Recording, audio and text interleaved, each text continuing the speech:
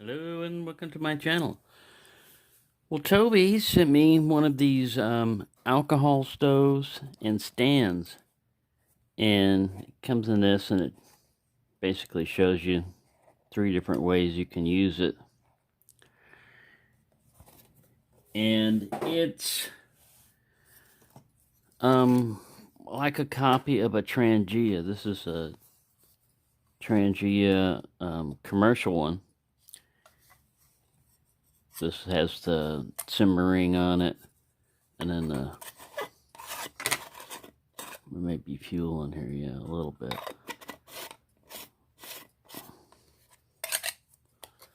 And the difference between this one and the military, as you can see, is the military one's a little bit bigger. This one's says Trangia. And it's got the 3 crowns for the Swedish military.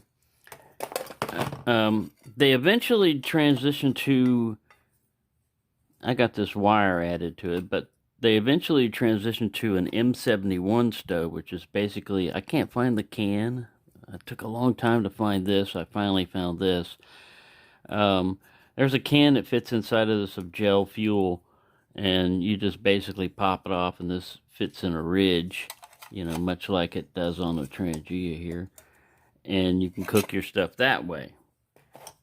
Alright, so all that long drawn out process is to get to this stove. And the stove itself, the stand itself is I think a copy of a Trangia. Trangia makes one of these also. One of these stands. This is pretty sturdy. I think it's an aluminum material. It's called RedCamp. But as it shows, you know, you can set it all the way down. You just gotta lever it in there. Past these little 3 prongs. Yeah, it's hard to do through the camera. Get it over here, you. There. You can set it all the way down like that. That would be maybe for height, you know. If you watch any of the YouTube videos, Hiram Cook does a lot of testing of alcohol stoves and improvised stoves and trying to find the right height. I think he said like 1.25 inches or so is about the ideal height between the flame and the bottom of your pot there. Alright, so the good thing about this is you got here, this is for like, you can stand it like this is for a big pot. But if you've got a smaller pot, you can put it down like that. Just set it like that. And then you're not going to get a cup much smaller than this that you're going to be boiling water or cooking in. But it has the capability of handling both sides. It has this additional feature right here of a little springy thing. Now I looked at my Trangia here and I started goofing around, and I took one of those paper clip things, you know, the metal clip things with I took one of these and I squeezed it out and I put it in here, but there's friction between this and that, so you've got to get just the right size wire for that to do this, because most of them it would push it up like this.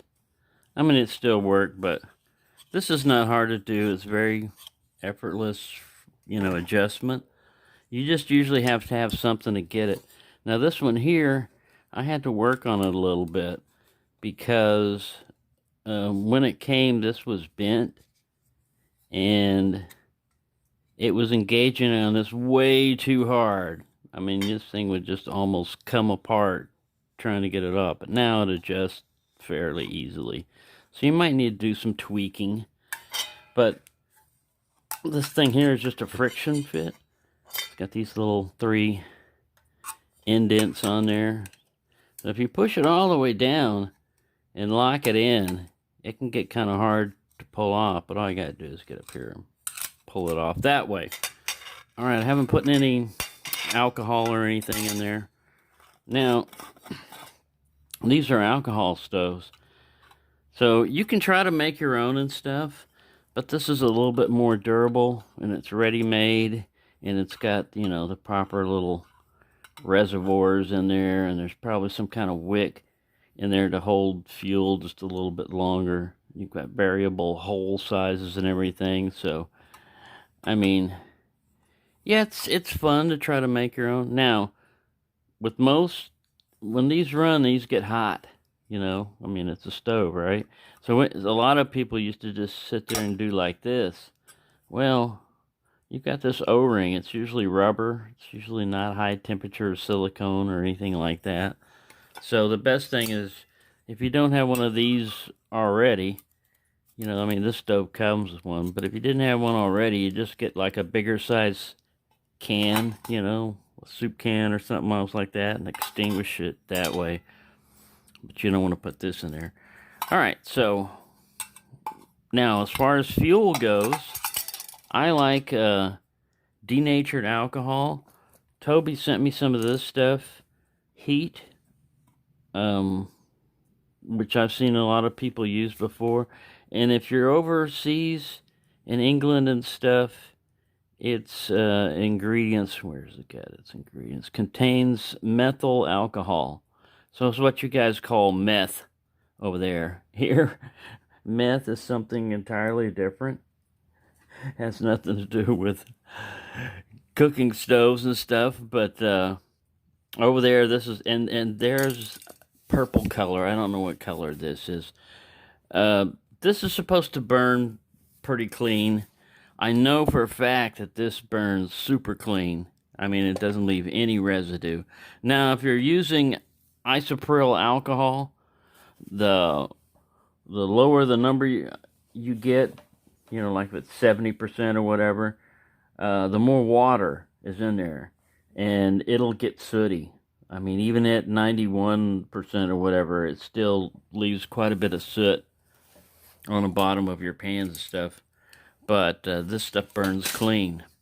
So I'm not going to demonstrate it right now. I just wanted to show you that it's a fairly compact size. It comes with this nice, it's not nylon or anything. It feels like a synthetic, maybe, material. But it has more of a kind of a cloth feel to it, you know, even though it's probably synthetic. It has a little drawstring on it. Because these things will get sooty and stuff. And it's usually not recommended that you store your alcohol in with your stove, just because of leakage problems and stuff like that. So you can carry it in stuff like this. With that O-ring on there, it should seal real well. But there you go. There's a little different ones. And like I said, this one is a big one. It was designed. And this is what the stuff comes in at Walmart. You usually have to go over to like the paint area or whatever. But it's actually a fuel. But you won't find it a lot of times in the camping sections or anything else at Walmart. And here's the Swedish. This is the M40 one, the stainless steel. I've got an M44, which is aluminum. But it has this windscreen right here, which also serves, you know, it's the size of the military Trangia. And this serves as like your stove, you know. It's a windscreen and a stove. This one doesn't come, you know, with a windscreen, but you can get the ones that fold down flat, you know, and fold around it. Or you can use something like aluminum foil. Even cardboard.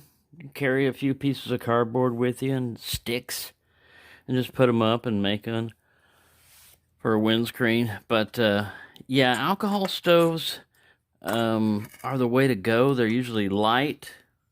I'll put the specifications on there. They're usually light.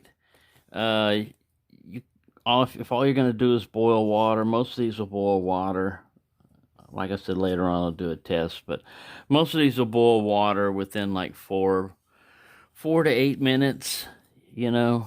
I mean, so part of the thing when you're out camping or whatever is to not be in such a rush. You know, some people are like, oh, I want mine to boil water, you know, right away. Why? You know, I mean, yeah, if you're really thirsty and hungry and you need that coffee, I could see that, but just chill out, you know. Enjoy it. Relax. Take it easy. Yeah, see, this one kind of corrodes and everything a little bit after a while, but it still works. You can reuse that. If you find that, if I ever found that can, you can refill it with some more gel fuel or whatever. But there you go. I think this is that clean fuel stuff is. I don't remember how much I paid for it, but it wasn't a whole lot, and you get 1 quart out of it. This stuff. Also don't know how much it is. You get 12 fluid ounces, or 355 milliliters out of that. This is not bad. This would last you for quite a while. I don't remember how long they say the burn time is on it from fill up and all that other stuff. You know, like I said, this was just an initial show and tell, show and point. Look at that. And this plate's still alive. I was gonna put it there to, you know, we could light it. What the hell? We can light it and snuff it out, right? Why not do a little adventure? Big lighter. All right. Not really a level surface, but oh well. It's life, right? Let's take this out. We won't put a whole lot of fuel in it. Just a little bit. Running long on this one. Oh well. That's the way it goes. Get out of here. Now you saw how hard it was to put it in there if you're trying to go all the way to the bottom. This has the advantage of your fuels not, you know, coming in contact right there, and you can access it easier. So let's pop that guy off. And see how this lid just stuck with it, the screw? So I'll screw it back on, and then it pops off. We'll open this up. We'll set you like that. And this is just an empty LSA. Whoa. Shot out. It was pressurized. What I like about it is you don't need a funnel or anything. You just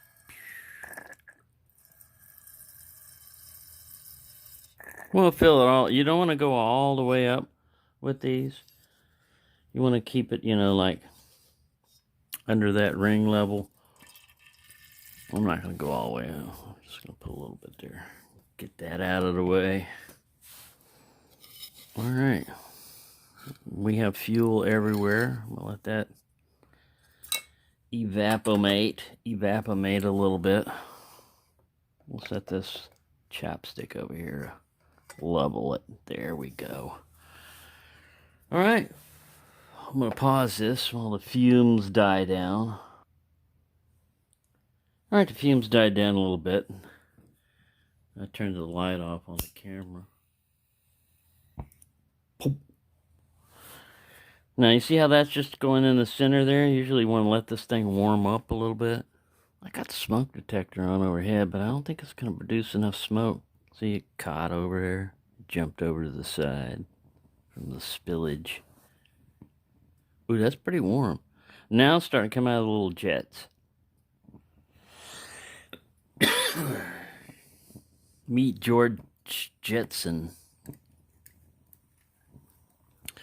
All right, with these simmer rings, you can, you know, just adjust it to whatever flame height you want. Like if you don't want it completely boiling, you got to give it enough, or you can snuff it out. I snuffed it, and these are really easy to strike with a ferro rod too. I just wanted to go the easy route.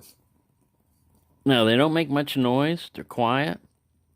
They don't have as high of fuel efficiency as, what do you call that stuff? Hexamine, Esbit tabs.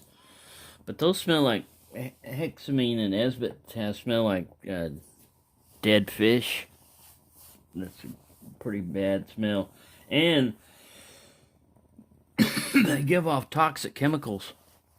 Some of them are like cyanide gas and stuff like that, so you usually can't use them indoors. Yeah, see, that's going good. Let's see if we can get a side view of the flames.